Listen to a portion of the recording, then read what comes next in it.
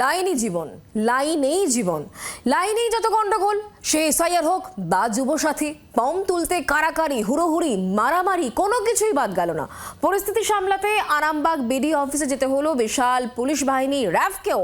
ঠিক হয়েছে এলাকার পঞ্চায়েত অফিস থেকেই বাকি কদিন ফর্ম বিলি এবং সেখানে জমাও হবে।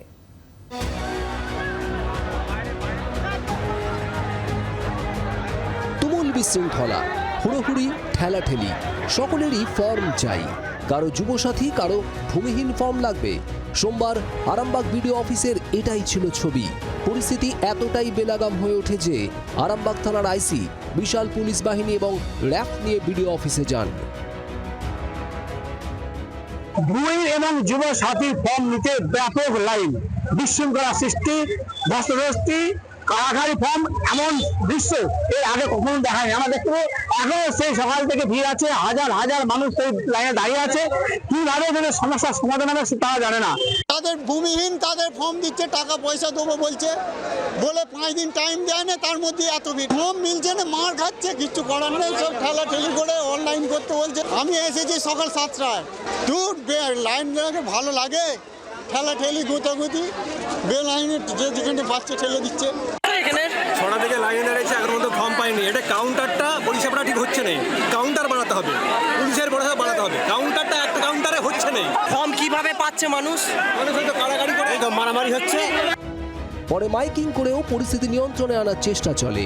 আবেদনকারীদের নিজেদের এলাকার পঞ্চায়েত অফিসে ফর্ম জমা দিতে বলা হয়।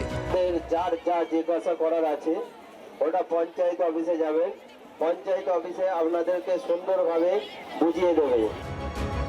17 ফেব্রুয়ারিও যুবসাথীর ফর্ম তোলা নিয়ে একাধিক জায়গায় বিশৃঙ্খলা হয়। তার মধ্যে আবার চুঁচুড়া এবং বাঁকুড়া শহরেও যুবসাথীর সার্ভার ডাউন হওয়ার মতো ঘটনা ঘটেছিল। সেসবের রেশ মেলাতে না মেলাতেই এবার আরামবাগে বিশৃঙ্খলার ছবি। ফর্ম দেওয়া হচ্ছিল বিডিও অফিসে। আজকে বিজেপি আরামবাগ বিডিও অফিসে চেষ্টা করেছিল একটা বিশৃঙ্খলা করতে, কিন্তু সেই যারা ফর্ম নিতে এসেছিল তারা কিন্তু ওদের সেই ফাঁদে পা দেয়নি।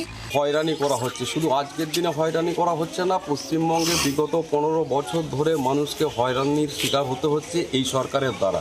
তারা যে লাইনে দাঁড়াবেন সেটা তো প্রশাসন জানতেন, তাদের জন্য কোনো অ্যারেঞ্জমেন্ট করা হয়নি। কেন এই বিশৃঙ্খল, কেন আগে থেকে ব্যবস্থা নেওয়া হয়নি?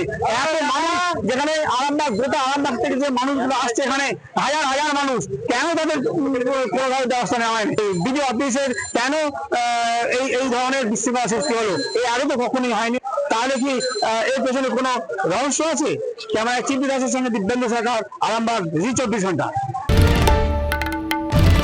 বাংলার আওয়াজ, বাঙালির আবেগ, জি 24 ঘন্টা।